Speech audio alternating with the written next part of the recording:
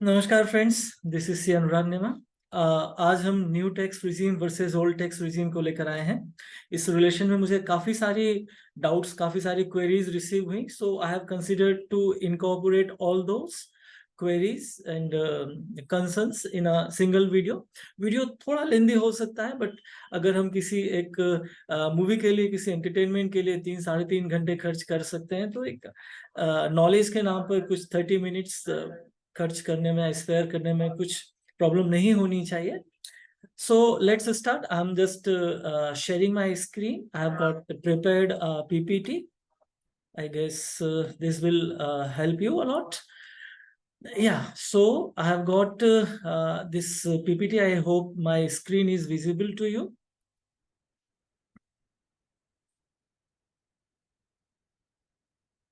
So it is new tax regime versus old tax regime. We are talking about income tax related new provisions uh, uh, modified by Finance Act 23.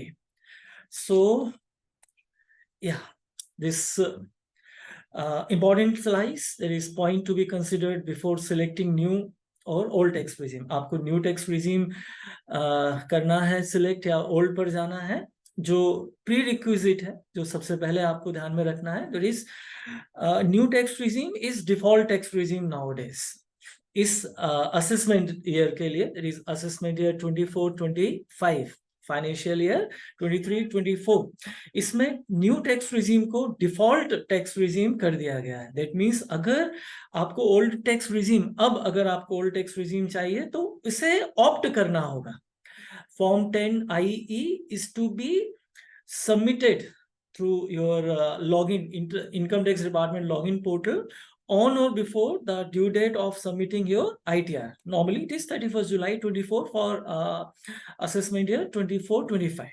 Okay, so I'm just reading out those points. Now new tax regime is default tax regime for individuals, Hindu undivided family, association of persons, body of individuals, artificial judicial persons.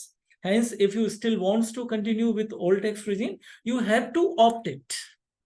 For this, file form 10 IE online on or before the due date of filing ITR.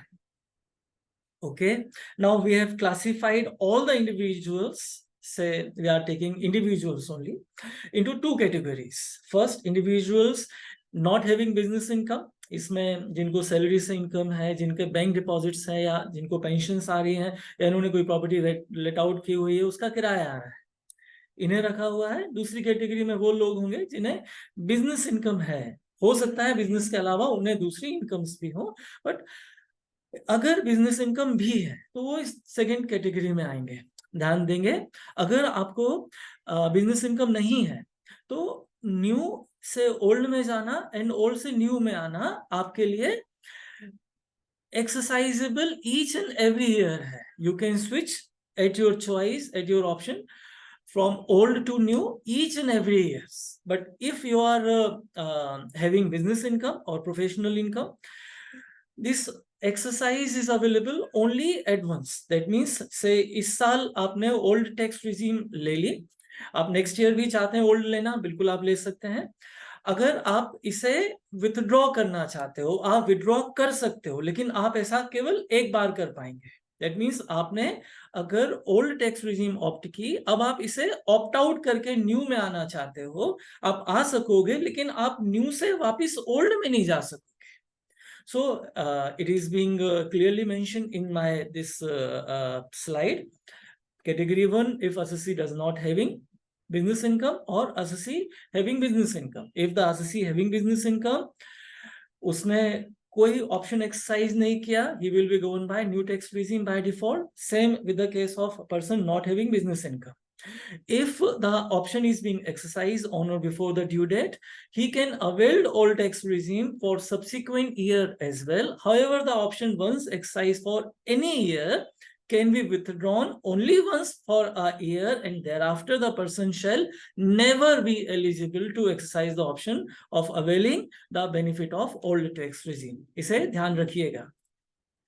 Okay, वही चीज मैंने repeat की है, हम इसे skip करेंगे। Yes, सो अब हम थोड़ा स्पेसिफिकली आएंगे एक क्वेश्चन है कि भाई न्यू टैक्स रिजीम ज्यादा बेनिफिशियल होगी या ओल्ड टैक्स रिजीम बेटर होगी। काफी सारे पॉइंट्स हैं जो आपको कंसिडर करना है। इसमें हम सबसे इम्पोर्टेंस और सबसे पहले पॉइंट्स को लेकर पहले डिस्कशन करेंगे, दैट इज टैक्स स्लैब्स। हम सभी समझते हैं कि इंडिविजुअल्स के ऊपर, इवन एचयूएफ के ऊपर स्लैब टैक्स रेट्स चलते हैं। उनके जो इनकम है उनके डिफरेंट डिफरेंट स्लाइसेस, उनके डिफरेंट डिफरेंट स्लैब्स किए जाते हैं, चाहे वो ओल्ड टैक्स रिजीम हो चाहे न्यू टैक्स रिजीम हो। Slab system, slab basis tax rate systems are there. हम अगर ओल्ड टैक्स रिजीम के स्लैब की बात करें तो इट इज रिमेन अनचेंज्ड। यहाँ पर 2.5 लाख रुपए, 2,50,000 to 3 lakhs, 3 lakhs to 5 lakhs, 5 lakhs to 10 lakhs and more than 10 lakhs, ऐसी स्लाइसेस हैं जिस पर डिफरेंट डिफरेंट टैक्स हैं। यहाँ पर अगर हम अदर देन सीनियर सिटीजन्स की बात करते हैं तो 2.5 लाख तक कोई टैक्स नहीं है, 2.5 से 3 5% है, 3 से 5 भी 5% है, एंड इस तरह से आगे बढ़ते हो 5 to 10 20% जाता है, 10 लाख से ऊपर 30% जाता है। यही अगर सीनियर सिटीजन है, दैट मीन्स कि उसकी एज उस फाइनेंशियल ईयर में कभी भी 60 टच कर चुकी होगी, तो जो बेसिक एग्जेम्पशन लिमिट है वो 2,50,000 की जगह 3 lakhs हो जाती है। वहां पर up to 3 lakhs nil, 3 lakhs to 5 lakhs 5% and बाकी सेम है। यही अगर सुपर सीनियर सिटीजन हो जाते हैं, ऐसे इंडिविजुअल जिनकी एज प्रीवियस ईयर में कभी भी 80 टच कर दी जाती है, तो उनके लिए जो बेसिक एग्जेम्पशन लिमिट है वो इंस्टेड ऑफ 2,50,000 सीधे 5 lakhs हो जाती है। दैट मीन्स 5 lakhs तक there is no tax, and 5 lakhs onwards उनका नॉर्मल टैक्स स्लैब आ जाता है, that is 20% till 10 lakhs and more than 10 lakhs that will be 30%। तो it is what, it is old tax regime. यहाँ पर एक छोटा सा point, that is rebate under section 87A। अगर 5 लाख रुपए से कम की इनकम है तो आपको सेक्शन 87A में टैक्स रिबेट मिलती है, उस वजह से आपका टैक्स लायबिलिटी नील हो जाती है। अगर आपकी इनकम 5 लाख से ज्यादा है तो ये रिबेट आपके लिए अवेलेबल नहीं है, वहां पर नॉर्मल टैक्स स्लैब के हिसाब से कैलकुलेशंस होंगे। यही टैक्स रेट्स अगर हम न्यू टैक्स रिजीम के लिए असेसमेंट ईयर 24-25 के परिप्रेक्ष्य में डिस्कस करें तो थोड़ा रिलैक्स्ड टैक्स रेट्स हैं। रिलैक्स्ड क्यों है ये हमें अभी आगे के डिस्कशन से क्लियर हो जाएगा। Up to 3 lakhs there is no tax, 3 to 6 that means आप हर अप स्लाइसेस को एक सिमिलर अमाउंट में एलोकेट करोगे। 3 lakhs की स्लाइसेस हैं, 0 to 3 lakhs, 3 lakhs to 6 lakhs 5%, 6 lakhs to 9 lakhs 10%, 9 lakhs to 12 lakhs 15%, 12 lakhs to 15 lakhs 20%, and more then 15 lakhs 30%। वहां old में मोर देन 10 lakhs पे 30% था, यहाँ पर मोर देन 15 lakhs पे 30% है। क्लियर होगा, यहाँ पर रिलैक्स्ड टैक्स रेट्स हैं। इवन जो रेट्स हैं वो भी स्लाइड ग्रेजुअली इंक्रीज हो रहे हैं, वहां सीधे 5 से 20 पर चीजें जा रही हैं, जबकि यहाँ पर 5 to 10, 10 to 15, 20 and 30 इस तरह से टैक्स लायबिलिटी इंक्रीज हो रही है। अगेन 87 है, यहाँ पर भी है, and good news for assessment year 24-25 is up to 7 lakhs there is no tax. Okay, जबकि ओल्ड टैक्स रिजीम में 5 lakhs की बात थी, यहाँ पर उन्होंने, इससे शायद गवर्नमेंट एनकरेज कर रही है।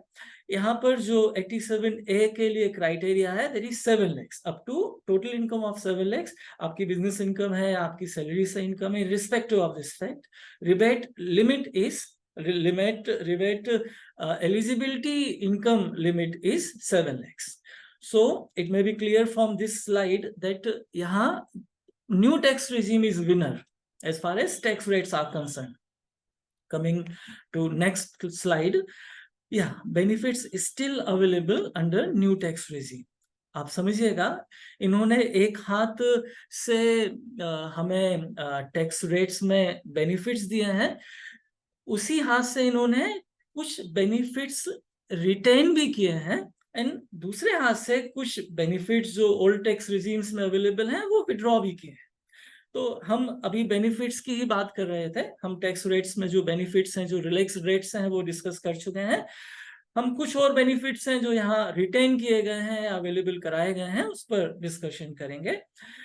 पहला पॉइंट है यहाँ, that is employer's contribution to NPS, that is new pension scheme for up to 10% of employee share, that is section 80 CCD 2, and 14% in case of government employee is available.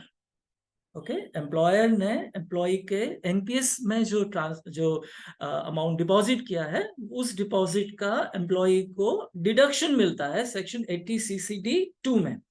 यह benefit old tax regime में भी है। Similar benefit is retained at new tax regime. Yes, that is second point. Standard deduction of 30% from net rental income is house property is let out is being retained. New tax regime में हम जरूरत पड़ने पर इसे NTR कहेंगे। आपने अगर property let out की हुई है, आपको 30% जो रेंट अमाउंट होता है उसका 30% का स्टैंडर्ड डिडक्शन मिलता है। न्यू टैक्स रिजीम में भी ये डिडक्शन है, ओल्ड में तो रिटेन किया ही गया है। ओके, इस पॉइंट पर ओल्ड एंड न्यू में कोई डिफरेंस नहीं है। सिमिलरली होम लोन इंटरेस्ट, ध्यान दीजिए, अगर प्रॉपर्टी लेट आउट प्रॉपर्टी है तो उस जो रेंट अमाउंट है उसमें से स्टैंडर्ड डिडक्शन 30% की आपको छूट है। साइड बाय साइड आपने अगर उस प्रॉपर्टी के कंस्ट्रक्शन के लिए या उसके परचेज के लिए लोन लिए हुए हैं तो उस लोन के इंटरेस्ट की भी आपको छूट मिलती है, that is section 24 subsection B. वो जो इंटरेस्ट डिडक्टेबल है, ये न्यू टैक्स रिजीम में भी डिडक्टेबल है। ओल्ड टैक्स रिजीम में इसका डिडक्शन अवेलेबल है, न्यू टैक्स रिजीम में भी इसका डिडक्शन अवेलेबल है। यस, ट्रांसपोर्ट अलाउंस, जो ऑफिस से घर, घर से ऑफिस आने जाने के लिए एम्प्लॉइज को ट्रांसपोर्ट अलाउंस मिलता है, उसकी छूट ओल्ड टैक्स रिजीम में नहीं है। लेकिन अगर एम्प्लॉय दिव्यांग है, स्पेशली एबल्ड है, उसे जो ट्रांसपोर्ट अलाउंस मिलता है उसका एग्जेम्पशन ओल्ड टैक्स रिजीम में भी है, उसका डिडक्शन न्यू टैक्स रिजीम में भी है। Similarly convince allowance, convince allowance अगर आपको ऑफिशियल ड्यूटी के परफॉर्मेंस के रिलेशन में दिया जाता है, इसका आपको एग्जेम्पशन न्यू टैक्स रिजीम में भी है, ओल्ड टैक्स रिजीम में भी अवेलेबल है। इसी तरह से आपको, हम कॉमन लैंग्वेज में इसे TADA कहते हैं, जो travelling allowance and daily allowance मिलते हैं। अगर आप किसी ऑफिशियल टूर पर जाते हैं, वहां पर आपके जो एडिशनल खर्चे होते हैं उसे कंपनसेट करने के लिए एम्प्लॉयर आपको ऐसे अलाउंसेस भी देता है। इन अलाउंसेस का एग्जेम्पशन आपको न्यू टैक्स रिजीम में भी अवेलेबल है। इसी तरह से the most important and very से good major by the department, standard deduction is available now for new tax regime also, that is 50,000 deductible from your gross salary under section 16। यह deduction old tax regime में होता था, last year तक ये new tax regime में नहीं होता था। फ्रॉम फाइनेंस एक्ट 23 इन्होंने इसे न्यू टैक्स रिजीम में भी एक्सटेंड किया है। ओके, आप पेंशनर हैं तो भी आपको ये डिडक्शन मिलता है। ध्यान देंगे, अगर आप फैमिली पेंशनर हैं तो ये डिडक्शन आपको ना पहले मिलता था ना अभी मिलता है। ओके जी, अभी next slide, that is exemption deductions unavailable under the new tax regime. New tax regime choose करने के नुकसान, अभी तक हम बात कर रहे थे ये टैक्स रेट्स में आपको कुछ रिलैक्सेशंस हैं, कुछ एग्जेम्पशंस हैं, कुछ डिडक्शंस हैं जो न्यू टैक्स रिजीम में भी रिटेन किए गए हैं। लेकिन यस, ये काफी की पॉइंट होगा डिफरेंशिएट करने के लिए न्यू एंड ओल्ड में। हाउस रेंट अलाउंस का exemption section 10 subsection 13A, this exemption is not available in case of new tax regime. इसी तरह से लीव ट्रेवल अलाउंस LTA और LTC, most commonly used term, exemption is not available if you opted for new tax regime.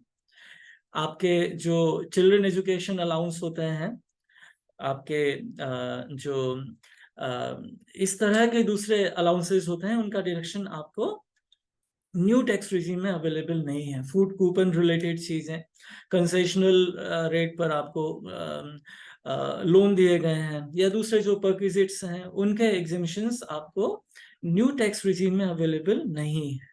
Okay. Chapter 16A के deductions जैसे section 80C LIC premium है या PPF के contributions हैं, स्कूल फीस है बच्चों की, 80D that is medical insurance premium है, TTA दैट इज आपके सेविंग बैंक अकाउंट का इंटरेस्ट है, इवन TTB भी है वहाँ, 80TTB जो सीनियर सिटीजन्स के लिए 50,000 रुपए के FD या सेविंग के टोटल इंटरेस्ट के डिडक्शन की बात है। ये अगर आप न्यू टैक्स रिजीम ऑप्ट करते हो तो अवेलेबल नहीं है। सिमिलरली अगर आपने घर बनाने या घर परचेज करने के लिए लोन लिया हुआ है, उसके इंटरेस्ट का डिडक्शन इन केस, मैं बहुत एम्फसाइज कर रहा हूं इस चीज को, अगर यह घर सेल्फ ऑक्यूपाइड है, दैट मीन्स आपने इसे लेट आउट नहीं किया हुआ है, तो सेक्शन 24B में जो आपको 2 लाख रुपए तक की छूट मिलती है, या सेक्शन 80EEA रिसेंटली 80EEB में जो आपको एडिशनल 50,000 या 1 लाख रुपए की छूटें मिलती हैं, वो डिडक्शंस, वो रिलैक्सेशंस आपको अवेलेबल नहीं होंगे if you have opted new tax regimes. हाँ, अगर ये घर लेट आउट है तो इंटरेस्ट की डिडक्शन आपको 24B वाले अवेलेबल होंगे, वो हम पिछली स्लाइड में डिस्कस कर चुके हैं। लेकिन अगर ये सेल्फ ऑक्यूपाइड है तो interest on home loan is not deductible if the property is self occupied. So ये प्रोज एंड कॉन्स की बात है नहीं। या अब अगर हम इसे सम अप करें, summary of advantages or disadvantages of both regimes, side by side हम ओल्ड टैक्स रिजीम और न्यू टैक्स रिजीम के कंपैरिजन करेंगे। पहले old tax regime benefits, option to avail around all the exemptions and deductions under the income tax act, जो आपको section 10 के exemptions available हैं, जो आपको चैप्टर 6A 80C से लेकर 80U तक के जो डिडक्शंस अवेलेबल हैं, वो सारे अवेलेबल हैं अगर हम ओल्ड टैक्स रिजीम में हैं। ओके, बट हैं वर्ड यूज करना उतना ठीक नहीं होगा क्योंकि अब आपको ऑप्ट करना है, मैं इसे रिकॉल करा रहा हूं आपको। Disadvantages of old tax regime: investment only in specified options were required to claim tax benefits। देखें, आपको इन्वेस्टमेंट्स तो करने होंगे। अगर आप सेक्शन 80C के बेनिफिट्स चाहते हो तो आपको लाइफ इंश्योरेंस प्रीमियम या टैक्स बेनिफिट्स वाले म्यूचुअल फंड्स या PPF GPF, okay, tuition fees बच्चों की, इनमें इन्वेस्टमेंट्स या इनमें अमाउंट इनकर तो करना होगा, नहीं करेंगे तो छूट नहीं मिलेगी। इसी के साथ में पास्ट में ये प्रैक्टिसेस नोटिस में आई हैं कि लोग बाग एक्चुअल में इन्वेस्टमेंट्स नहीं करते, जैसे एक्चुअल में लाइफ इंश्योरेंस प्रीमियम पे नहीं किया लेकिन उसकी छूट यहाँ पर 80C में क्लेम कर ली। तो ये जो प्रैक्टिस थी, इस प्रैक्टिस को अगर आप ओल्ड टैक्स रिजीम लेकर के वापस से यूज करते हो तो अभी शायद ज्यादा पीनल कॉन्सिक्वेंसेस आपको फेस करने होंगे। ओके, आप बेहतर होगा अगर आपने एक्चुअल में इन्वेस्टमेंट्स नहीं किए हुए हैं तो आप बजाय गलत क्लेम करने के, ओल्ड टैक्स रिजीम लेकर फॉल्स क्लेम करने के, बेटर होगा कि आप न्यू टैक्स रिजीम में स्विच कर जाएं। Okay, yes, new tax regime के बेनिफिट्स एंड डिसएडवांटेजेस। बेनिफिट्स हम डिस्कस कर चुके हैं। रिड्यूस्ड टैक्स रेट्स, ये सबसे बड़ा बेनिफिट है, आप कंपेयर कर सकते हैं। जो स्लैब्स हैं वो रिलैक्स्ड हैं, जो टैक्स रेट्स हैं वो भी रिलैक्स्ड हैं in case of new tax regime. And disadvantages, वहां पर जो एडवांटेजेस हैं, जो ओल्ड टैक्स रिजीम में एडवांटेजेस है, वो यहाँ पर डिसएडवांटेजेस बन जाते हैं। Not attractive to those who were already investing and have binding premiums। आपने कोई लाइफ इंश्योरेंस पॉलिसी लेकर रखी हुई है, से उसके तहत आपको 20 इयर्स तक रेगुलरली प्रीमियम देना है। अब आप पिछले इयर्स में प्रीमियम दे रहे थे, 80C का बेनिफिट ले रहे थे ओल्ड टैक्स रिजीम में, आप भले ही न्यू टैक्स रिजीम में आ जाइए, भले ही आप उन 80C का बेनिफिट्स क्लेम ना करें, लेकिन इन्वेस्टमेंट्स तो आपका होना ही होना है। तो अगर आप के ऊपर कोई बाइंडिंग ऑब्लिगेशंस हैं, आपने होम लोन लेकर के रखा हुआ है, आप उसका इंटरेस्ट पे कर रहे हो, प्रॉपर्टी सेल्फ ऑक्यूपाइड है, लास्ट ईयर्स तक आप ओल्ड टैक्स रिजीम में थे और आप उसका सेक्शन 24B में बेनिफिट क्लेम कर रहे थे, इस साल आप न्यू टैक्स में आ भी जाएं, आपको इंटरेस्ट का छूट नहीं मिलेगी, लेकिन still you have to pay those interest, those EMIs। तो ओके, ये एक डिसएडवांटेज हो सकता है। And no major tax saving options given, increasing cash flows in hand of tax payers. अगर इसे इस पॉइंट ऑफ व्यू से भी देखा जाए, अगर इसे हम macro economical point of view से भी देखा जाए, तो बहुत बार जो जो इनकम टैक्स में जो चैप्टर 6A के जो बेनिफिट्स बताए गए थे, जो इन्वेस्टमेंट प्लान्स थे जिनमें आपको टैक्स बेनिफिट्स मिल रहे होते थे, वो आपको आप में सेविंग हैबिट्स एंकरेज करने का काम भी कर रहे होते थे। अभी अगर लोगों को ये मालूम है कि न्यू टैक्स रिजीम्स में जाएंगे, टैक्स बेनिफिट्स कंपैरेटिवली कई केसेस में ज्यादा उन्हें हो सकता है दिखें, तो हो सकता है वो इन्वेस्टमेंट्स हैबिट्स डेवलप करने में ना जाए। हो सकता है उनके पास ज्यादा सेविंग्स हो जो सही डायरेक्शंस में इन्वेस्टेड ना हो। तो ये एक disadvantage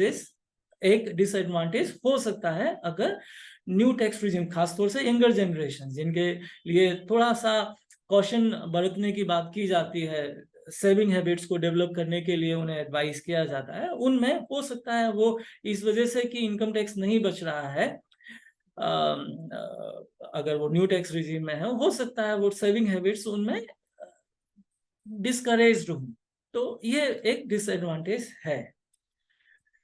Conclusion, whether to go ahead with new tax regime or continue with the old tax regime. Before deciding on which regime is suitable for you, you need to calculate your tax liability under both regime, with or without claiming, without claiming deductions and exemptions. The tax regime gives you the lowest tax liability. अगर हम income tax point of view से बात कर रहे हो, तो जिसमें आपकी इनकम टैक्स लायबिलिटी कम है, वो नेचुरली आपके लिए बेटर होगा।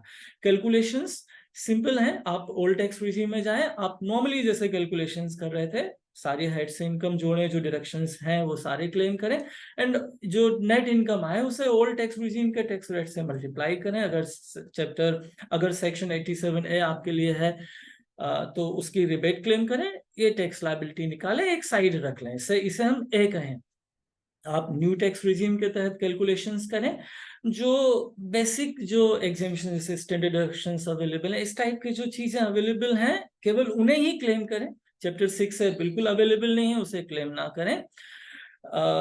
जो नेट इनकम आए उसे न्यू टैक्स रिजीम के स्लैब सिस्टम्स एंड रेट्स से मल्टीप्लाई करें। जो टैक्स आए उसे बी कैटेगरी में रखें। ऑब्वियसली ए या B, whichever is lower is preferable. अगर ये लोअर आपके न्यू टैक्स रिजीम में आता है तो न्यू टैक्स रिजीम में जाए, आपको कुछ और नहीं करना। अगर ये लोअर ए में आता है, अगर ये लोअर ओल्ड टैक्स रिजीम में आता है, तो फिर आपको फॉर्म 10IE फाइल करना होगा एंड ओल्ड टैक्स रिजीम को ऑप्ट करना होगा। सो फ्रेंड्स, ये एक बेसिक डिस्कशन था हमारा। अभी कुछ FAQs हमने आपके लिए प्रिपेयर किए हैं, शायद चीजें थोड़ा और क्लियर हो। कुछ क्वेश्चंस हैं, इसके आंसर मैं देता हूं आपको अभी। If standard deduction is available under NTR, that is new tax regime, answer is yes, with effect from 1st of April 23, that is financial year or previous year 23-24, assessment year 24-25, जिसका return हम अभी file करेंगे next year. Standard deduction of 50,000 is available in case of salaried or pensioners, even in new tax regime. Next question, if interest on home loan can be claimed under NTR, answer is it is subject to the property is being let out. अगर property self occupied है तो उस case में interest on home loan cannot be claimed under NTR. If deductions for insurance premium, school fee, provident fund contributions, PPF contributions हो सकते हैं, या employees provident funds हो सकते हैं। Health insurance, that is 80D, can be claimed under NTR. Answer is no. In new tax regime, chapter 6 है आपके लिए available नहीं है, except that section 80CCD2.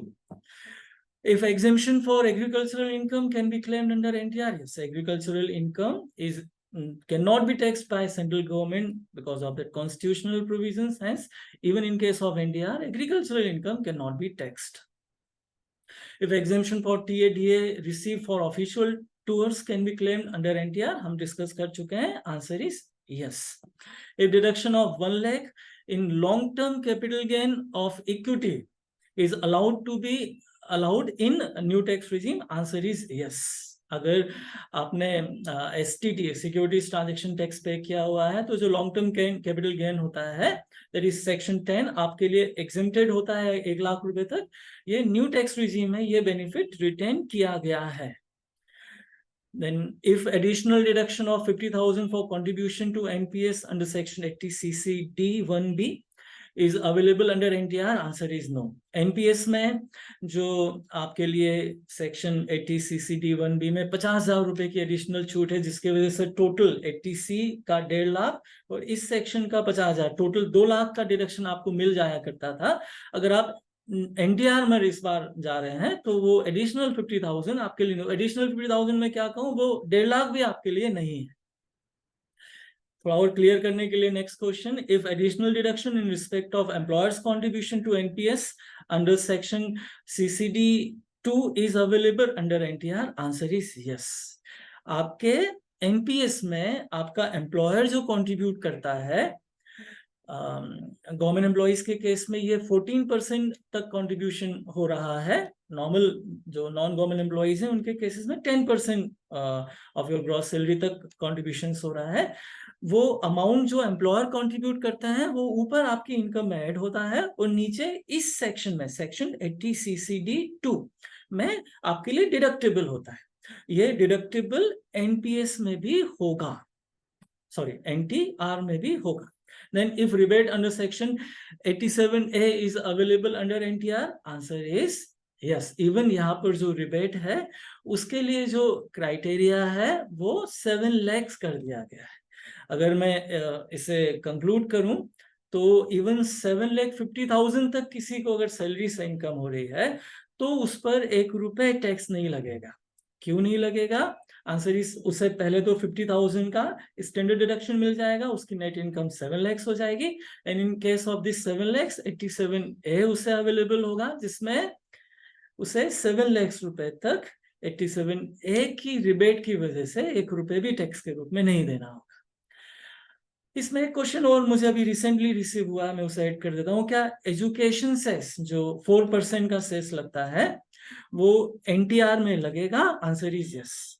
जो टैक्स लायबिलिटीज हमने डिस्कस की हैं उनमें एडिशनल 4% सेस के रूप में ओल्ड टैक्स रिजीम में भी ऐड होता है एंड न्यू टैक्स रिजीम में भी ऐड होता है. फ्रेंड्स, मैं उम्मीद करता हूं कि ये जो हमने डिस्कशन किया है new tax regime versus old tax regime, ये आपके लिए फ्रूटफुल होगा. आपकी क्वेरीज हमेशा वेलकम्ड है. हमारे साथ जुड़े रहें एंड अगर आप हमसे कुछ स्पेसिफिक टॉपिक्स पर कुछ और वीडियोस एक्सपेक्ट करते हैं, कुछ एजुकेशनल वीडियोस एक्सपेक्ट करते हैं तो please let me know. Thank you and take care.